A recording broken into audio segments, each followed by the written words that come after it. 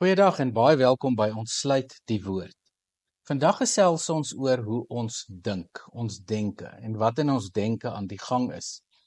En die teks wat ons hiervoor gaan gebruik is Romeine 12 vers 1 tot 2 wat jy baie goed ken. Laat God jou denke vernuwe, laat God toe om jou denke te vernuwe en gee jouself aan hom as 'n lewende en heilige offer. Romeine 12 vers 1 tot 2 is een van die gedeeltes in die Bybel wat ons leer hoe om nuut te dink, hoe ons gedagtes 'n metamorfose moet ondergaan, hoe ons denke kan vernuwe. En wanneer Paulus hierdie gedeelte skryf in Romeine 12, kom ons agter dat hy dit skryf in die vorm van 'n instruksie, 'n opdrag, iets wat in die hede moet gebeur, in die hier en nou. Nie iets wat in 'n proses moet gebeur of ontwikkel nie, maar iets waarin ons onsself moet oorgee vir die Here.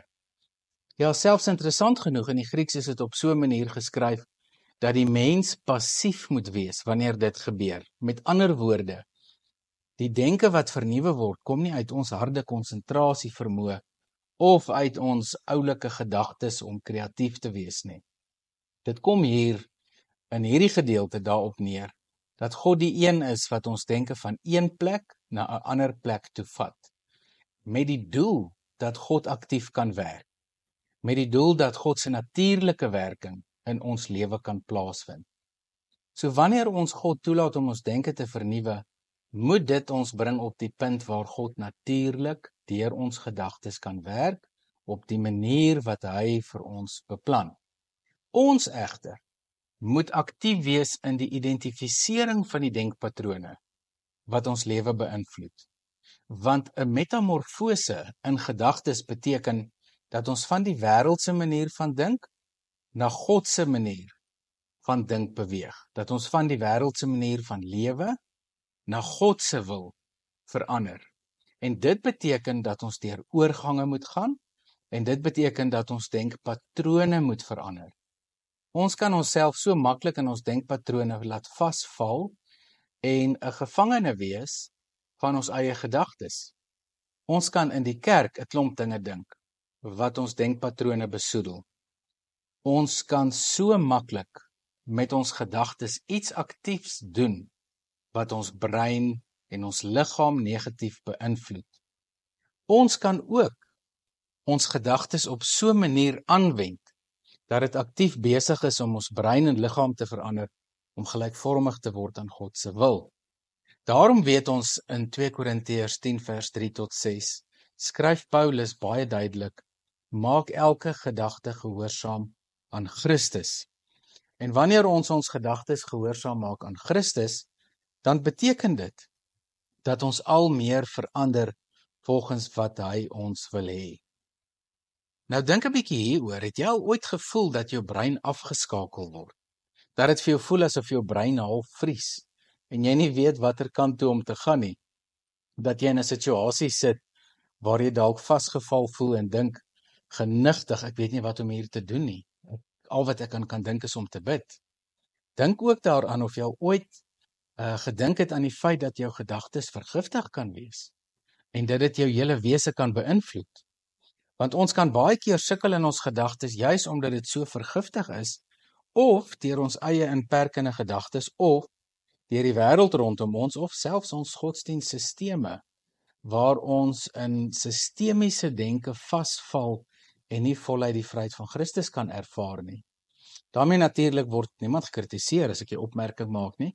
Ek dink net ek wil graag die punt tuisbring dat jy in jou lewe moet besef dat jou lewende verhouding met God alles is wat jy nodig het.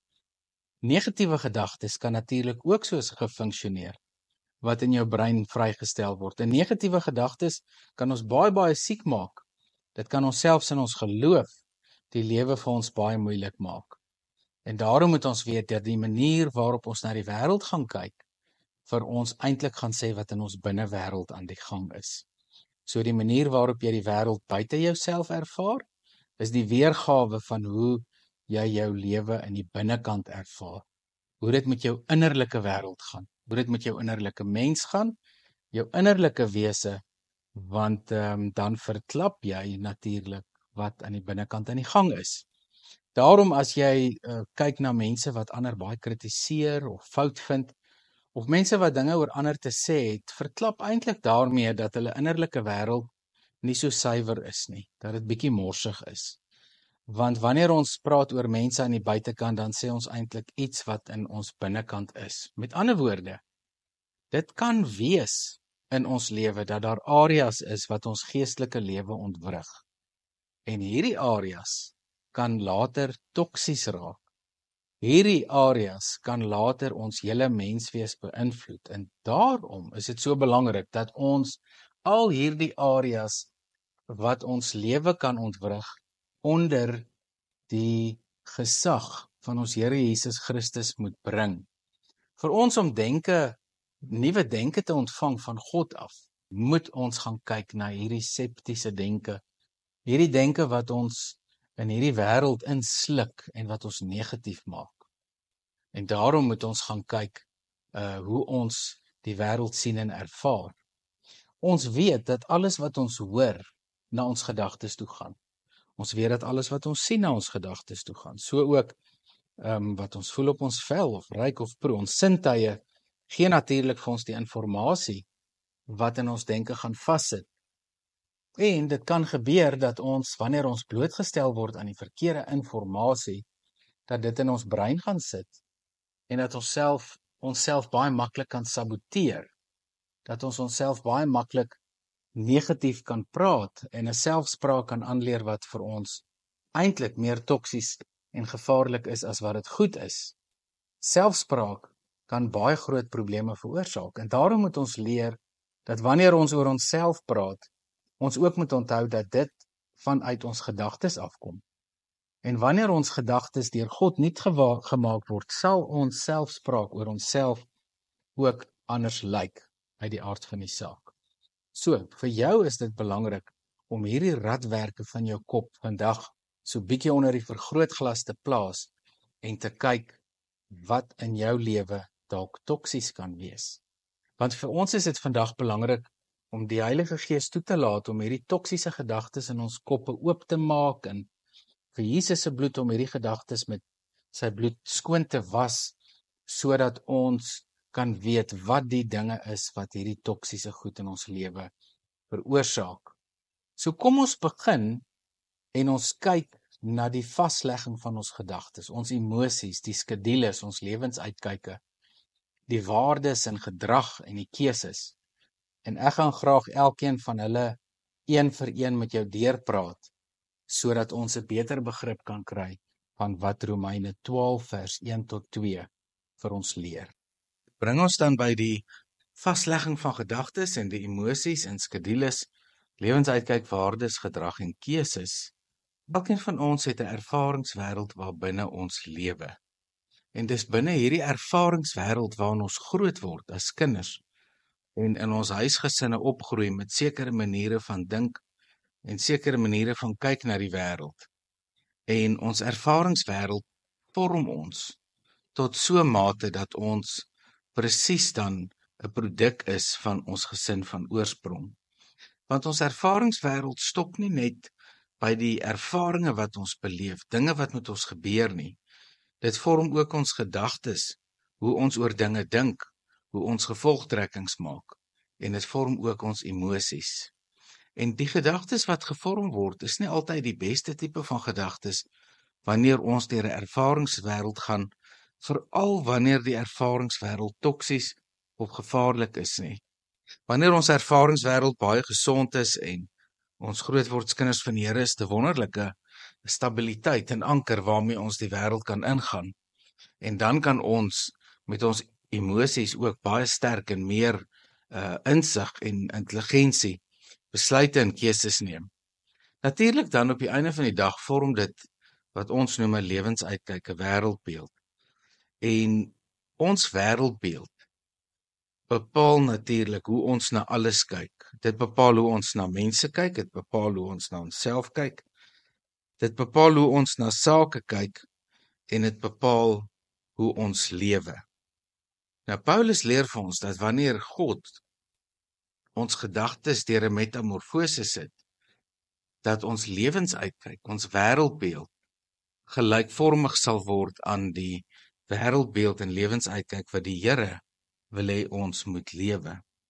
'n Lewensuitkyk van 'n gelowige, 'n volgeling van Christus moet vol wees van die evangelie, moet vol wees van genade, liefde, vergifnis, moet vol wees van empatie, deernis, sagtheid, soos Galasiërs ons ook leer dat ons in 'n gees van sagmoedigheid met sondaars moet werk. So in ons wêreldbeeld moet daar regtig soveel dinge in wees wat leer en as dit ons diensknegte is van die Here Jesus Christus. So ongeag ons ervaringswêreld in gedagtes en emosies en ons lewensuitkyk, moet ons onsself toets aan die groter ervaringswêreld wat God vir ons daar stel. En dit is die koninkryk van God. So ons leef in hierdie wêreld, in hierdie ervaringswêreld, maar ons moet ook onthou dat God ons verplaas het na die koninkryk van hom toe waar ons lewe en dat ons in daardie koninkryk lewe. En omdat ons in die koninkryk van God lewe, moet ons anders dink, moet ons anders oor dinge voel en moet ons lewens uitkyk gelyk wees aan die lewensuitkyk wat God vir ons gee. Dit bepaal dan in 'n groot mate ook ons waardes. Met ander woorde, die dinge wat ons doen wat reg en verkeerd is, hoe ons optree, met watter liefde ons optree, dat ons teenoor medegelowiges reg sal optree, mense van ander kerke reg sal optree, en dat daar nie 'n vorm van vyandigheid gesindheid tussen twee gelowiges moet wees nie. Ons gedrag word dan direk aangeraak, want ons gedrag, soos wat ons waardes en lewensuitkyk en gedagtes en emosies vol is van die goeie nuus, moet ons gedrag ook vol wees van die goeie nuus. En daarom sal ons gedrag dan verklap of ons wel 'n lewensuitkyk van Christus het, of ons brein, of ons denke regtig deur die transformasie is waardeur God ons gesit het. En dit bring ons natuurlik by die vraag, wat is daar in jou lewe wat vir jou in jou gedagtes, in jou hart, emosies of in jou lewensuitkyk kan vergiftig? Wat is dit wat 'n toksiese ding in jou lewe kan hê? Want ons moet onthou, soos Gerald May sê in St. John of the Cross, die buitekant van die siel is die waarnemende dimensie, wat die 5 sintuie insluit. En dit kan uitgedruk word as die vensters van die siel na buite, die buitewêreld. Die verbeelding vervul 'n dieper funksie en kan gesien word as die grens tussen die geestelike en sintuiglike areas. Die innerlike, geestelike aspek kan vir ons vir illustrasiedoeleindes met die intellek, herinneringe en wil beskryf word. En dan het ons die vermoë om rasioneel te dink en te verstaan en in ons lewe sekere dinge te integreer. En dit verklaar die kapasiteit wat mense het om keuses te maak, intensies te vorm en direkte aksies uit te voer. Herinneringe is nie net die informasie van die verlede nie, maar dit is die area wat die verbeelding aktiveer om na die toekoms te kyk. En dit vorm die basis van drome oor die toekoms en moontlikhede. So ons moet weet dat die Here nie net ons gedagtes transformeer nie, maar dat die Here ons in totaliteit wil transformeer. Dat God ons innerlike wêreld wil transformeer. Ons beskouing oor die buitewêreld, ons vrye wil, die besluite wat ons neem, ons herinneringe waarmee ons elke dag leef, ons verbeeldingswêreld, ons sintuiglike wêreld, ons sig, smaak, aanraking, reuk en ons gehoor. Hy wil in beheer wees van alles, sodat hy vir ons 'n nuwe ervaringswêreld kan skep, 'n nuwe wêreld waar ons vir God kan ervaar. En ek wil vandag vir jou uitnooi dat jy begin om vandag jou ervaringswêreld neer te skryf. Jou ervaringswêreld, die gedagtes wat vanuit die ervaringswêreld uitkom, die emosies wat uit die ervaringswêreld uitkom, en dat jy 'n joernaal maak van vasleggingsprosesse. Met ander woorde, daar waar jy dinge in jou lewe laat vas lê het en deel gemaak het van jou lewe. soos byvoorbeeld spesifieke maniere van uitkyk op die lewe, of 'n spesifieke manier van gevolgtrekkings maak oor insidente en mense. Kom ons kyk 'n bietjie daarna, want dit kan gebeur dat ons vir onsself die lewe moeilik maak wanneer ons dit op die verkeerde manier doen. Berou in die Nuwe Testament, want wanneer ons sê dat ons lewe wil verander, dan beteken dit dat die Nuwe Testamentiese woord vir berou vir ons belangrik moet wees, metanoia. Dit beteken om jou denke en persepsies te verander, om 'n nuwe kultuur aan te neem, om 'n nuwe lewenswyse aan te neem. En dit is die woorde wat ons in ons lewe van toepassing moet maak, om ons denke en persepsies te verander. En dis nie altyd so maklik vir ons nie, want ons wil nie graag ons denke verander nie. Ons wil graag hê dat ons denke die hoogtyd moet vier. Nou, as God sê ons moet ons denke vernuwe, dan moet ons onthou dat ons ontslae moet raak van toksiese gedagtes. En gedagtes wat toksies is gedagtes wat negatiewe en angstige emosies aktiveer. En ons moet onthou dat baie van die angs en negativiteit vanuit onsself uitkom.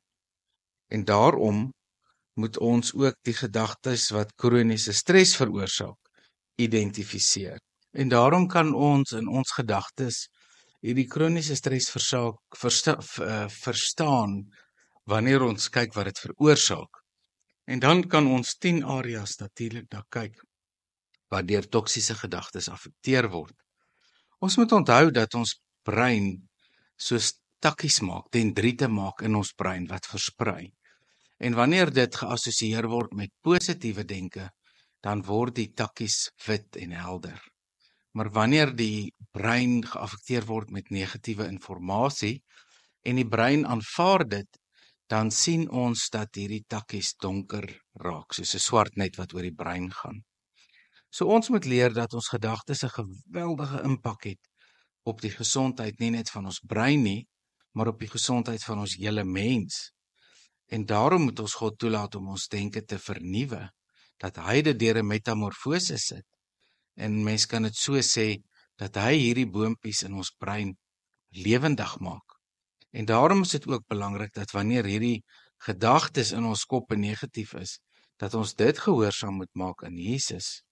Want soos die gedagtes groei en permanent raak, word hierdie takke in ons brein sterker en sterker en raak die impak daarvan sterker. En daarom moet ons weet dat dit so belangrik is dat ons gedagtes gelykvormig moet wees aan dit wat God van ons vra. Want dan sal die negatiewe takke begin verdwyn en nuwe takke sal begin vorm. En ons moet ook onthou, aan elke gedagte is daar 'n emosie gekoppel. Ons het net nou gesê ons het 'n ervaringswêreld en vanuit die ervaringswêreld kom gedagtes en emosies. En ons het gesê die ervaringswêreld is nou goeie en slegte ervarings wat ons deur ons lewe gehad het. So ons het nou sopas gepraat oor die gedagtes wat kan uit ons ervaringswêreld uitvloei, die positiewe of slegte en hoe dit 'n impak op ons het.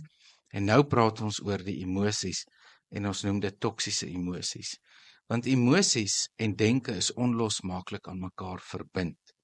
Want ons weet liefde en vrees noem baie mense die 2 hoofemosies. Maar natuurlik is daar ook baie ander emosies soos vreugde, liefde, vertroue, omgee, vrede, geduld, goedheid, bitterheid ensovoorts. Maar ons weet ook uit vrees kom emosies soos bitterheid, woede, haat, angs, skaamte, depressie en verwarring.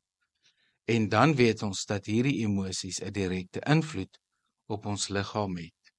Vir ons is dit dus belangrik dat ons onsself moet uitspreek oor hierdie emosies.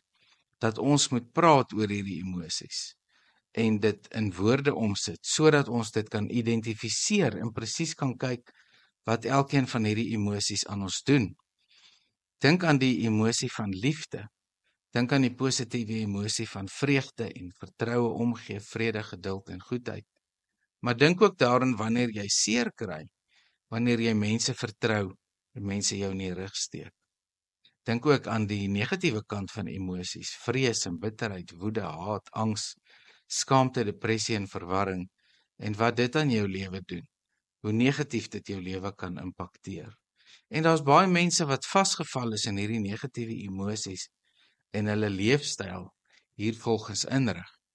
En dit is waar ons dan moet leer, dat ons tong ook mag het oor lewe en dood. Spreuke 18 vers 21. So die wat lief is om te praat, moet begin besef dat dit wat hulle sê, baie krag het in daardie opsig. En wanneer ons gedagtes dan toksies is en ons emosies, kan ons vanselfsprekend aanvaar dat woorde van mense ook toksies gaan wees. En daarom moet ons let op ons woorde. Want ons woorde sal vir ons dui wat in ons emosies en gedagtes aan die gang is. En ons woorde volgens die Bybel mag nie doodspreek nie, maar wel lewe. So woorde is die manier waarmee ons uiting gee aan die gedagtes en emosies wat in ons harte is. En woorde is die reaksie op sintuiglike waarneming. En dan moet ons weet dat ons gesindheid deur ons woorde gekommunikeer word. En daarom is dit so belangrik dat ons moet seker maak dat ons gesindheid gelykvormig moet wees aan die Here Jesus Christus. Hierdie woorde van ons lei ons gewoonlik na sekere keuses. En hierdie keuses, as dit negatief in ons gedagtes en emosies is en in ons woorde, dan kan keuses lei tot verwyte, twyfel en onvergewensgesindheid. En elke keuse wat ons met ons emosies, gedagtes en woorde maak of skep, het bepaalde gevolge. En daarom moet jy weet dat jy in 'n groot mate verantwoordelik is vir jou ervaring van hierdie wêreld. God gee ook vir my en jou keuse in Deuteronomium 30 vers 19. Kies die lewe, dan sal jy en jou nageslag lewe. Maar die teenoorgestelde is ook waar. En daarom moet ons op hierdie dag let op hierdie uitnodiging van die Here. Want wanneer ons lewe kies, beteken dit dat ons nuwe denke wil hê, nuwe emosies wil hê, en dat ons nuwe woorde wil hê, dat ons nuwe aanslag in ons lewe wil hê, en dat ons ook in ons keusewêreld wys dat ons denke deur God getransformeer is. Drome is natuurlik ook deel van ons menswees. En positiewe of negatiewe gedagtes of emosies of ervaringswêrelde kring selfs uit in ons drome. En dit kom gewoonlik in die nag, wanneer slaap natuurlik jou magteloos maak. En ons kyk gewoonlik na die inhoud van die emosies in die drome. Want die inhoud kan vir ons wys of dit irrasioneel, rasioneel, of jy droom oor sake rondom jou en of jy droom oor sake wat vreemd is. Maar toksiese drome kan ook vir jou wys dat jou gedagtes en emosies nie op die plek is waar dit moet wees nie. En daarom gaan ons dan vandag afsluit met toksiese sade. En die sade wat in elkeen van ons se lewe val, is die saad van die evangelie. En is die saad van die evangelie, die saad van die goeie nuus, wat ons lewe oopsluit, wat die woord in ons lewe ontsluit. Want die saad is saad wat ons willekeurig en onwillekeurig in ons brein toelaat. As iemand 'n saadjie in jou kop kom plant van skinder of kwaad praat of moeilikheid maak, dan is dit jou besluit of jy daai saadjie in jou brein gaan toelaat en of jy gaan toelaat dat die saadjie in jou brein groei. Ons lees in Matteus 13 vers 24 dat goeie saad tussen die onkruid is. En daarom moet jy onthou dat jy jou goeie saad suiwer moet hou, ten spyte van die onkruid wat tussen jou goeie saad geplant word. En dat jy sterk moet staan en volhard tot die einde toe, dat jou goeie saad sal bly lewe. Ons lees in Galasiërs 6 vers 8, die een wat saai op die akker van die gees en die een wat saai op die akker van die sondige natuur. En daarom moet jy seker maak dat daar in jou brein saad ingevoeg word van die goeie akker, van die lewe in Christus, die akker van die gees, dat jy alles wat jy doen en sê en wat jy hoor, gelykvormig sal laat maak aan dit wat die Heilige Gees wil en dat jy God sal toelaat om jou denke te vernuwe, sodat die saad van die goeie nuus in jou kop kan groei en dat dit dan die onkruid kan verdring. Matteus 13 vers 25 leer vir ons Die vyand het onkruid tussen die goeie saad gesaai. En ons moet weet dat die vyand voortdurend onkruid sal saai. Maar ons moet onthou dat wanneer ons gedagtes gehoorsaam maak aan Christus en wanneer ons emosies onder leiding van die Here is, dat ons goeie saad het wat van God afkom. Daar kan ook saad natuurlik wees van onvergewensgesindheid, saad van bitterheid, saad van haat en wraak. Maar geliefdes, ons weet dat die saad wat in ons groei, die saad is van die goeie nuus, die saad van ons Here Jesus Christus, die saad van die lewe. En daarom kan jy ingaan vandag en 'n bietjie gaan kyk na jou keuses, jou drome, jou geloof, jou gedagtes en gedrag, om seker te maak dat jy in al daardie areas met 'n suiwer geloof lewe, suiwer gedagtes, suiwer emosies, sodat ons kan teruggaan na Romeine 12 vers 1 tot 2 toe, waar ons sê, gee jouself aan God as 'n lewende offer, maar voor dit, laat God toe om jou denke te vernuwe, sodat jy gelykvormig kan word aan sy wil.